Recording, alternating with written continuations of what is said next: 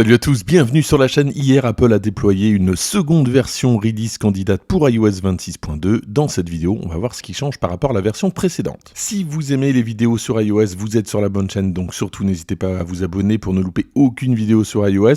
Et puis ça tombe bien, hein, normalement cette semaine, iOS 26.2 avec pas mal de nouveautés sera disponible. Évidemment, je vous ferai une vidéo juste après la sortie. Comme chaque semaine, je tiens à remercier tous ceux qui m'ont envoyé un petit message pour me dire que cette mise à jour était sortie.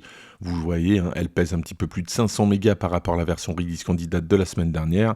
Il n'y a pas de grosses nouveautés. De toute façon, généralement, hein, quand Apple sort une seconde version release candidate, c'est simplement un ajustement, quelques correctifs, mais pas de nouvelles fonctionnalités. Le numéro de version, c'est le 23C54 et normalement, ça devrait être le numéro définitif d'iOS 26.2. On fait un petit tour du côté de la page des notes de version d'Apple. Eh bien, on n'apprend rien du tout puisque la version release candidate seconde version n'est même pas référencée. L'une des nouveautés d'iOS 26.2, ça concerne l'application musique avec la possibilité de charger les paroles même en mode offline. Alors ça fonctionnait pas très bien si le mode avion était activé, eh bien on n'avait plus les paroles, en tout cas dans certains cas.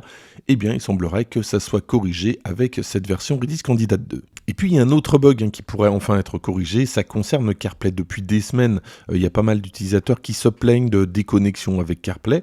Il semblerait, alors même si la version release candidate n'a pas tout réglé, ça a quand même pas mal progressé, mais il semblerait qu'avec cette nouvelle version, en lisant un petit peu des commentaires dans les forums, que ça semble mieux, donc espérons que cette deuxième version release candidate corrige enfin les bugs de déconnexion.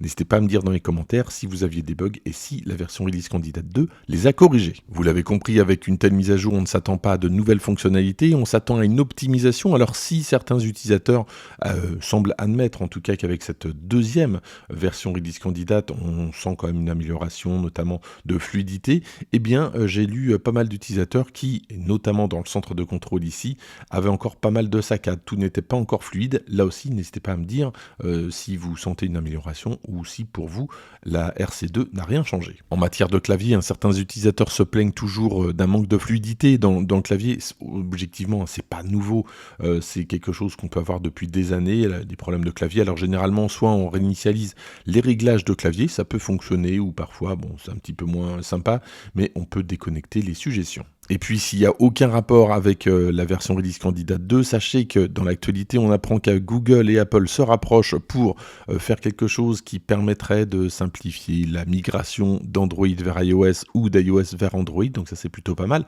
On a déjà une application qui permet de le faire, mais là, donc ça serait encore plus simple. Ça serait intégré directement à iOS. Bon, on va voir ce que ça donne. La grande question, c'est de savoir pourquoi Apple a sorti une seconde version release candidate, même si ça peut arriver, et c'est arrivé il n'y a pas si longtemps que ça.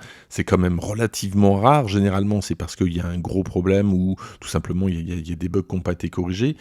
Bon, là, j'ai pas vraiment compris pourquoi, même si on a une amélioration avec CarPlay. Est-ce que ça justifie cette seconde version? Je suis pas sûr.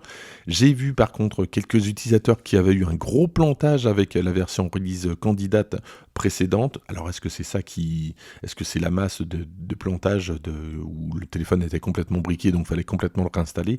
Pourquoi pas? En tout cas, donc soyez toujours prudents avant d'installer les mises à jour bêta. Et puis si certains utilisateurs se sont encore plaints de chauffe intempestive, ce qui n'a pas été du tout mon cas, en matière de batterie, je vois pas beaucoup de remarques, ça semble plutôt bien optimisé, donc ça c'est plutôt une bonne chose. Et puis la dernière question, c'est de savoir quand est-ce qu'iOS 26.2 sera disponible pour tous.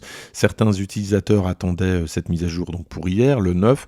Historiquement, c'est plutôt autour du 11-13. Moi, je pense que ça sera plutôt le 11. Ce soir, sans doute rien, mais pourquoi pas laisser un jour, s'il n'y a pas de problème, que cette mise à jour soit disponible, donc mercredi 11 à partir de 19h. Dans tous les cas, restez bien sur la chaîne, merci d'avoir suivi cette vidéo jusqu'au bout, et n'hésitez pas à la liker, à la partager, à vous abonner, et moi je vous dis donc à très bientôt pour la sortie officielle d'iOS 26.2.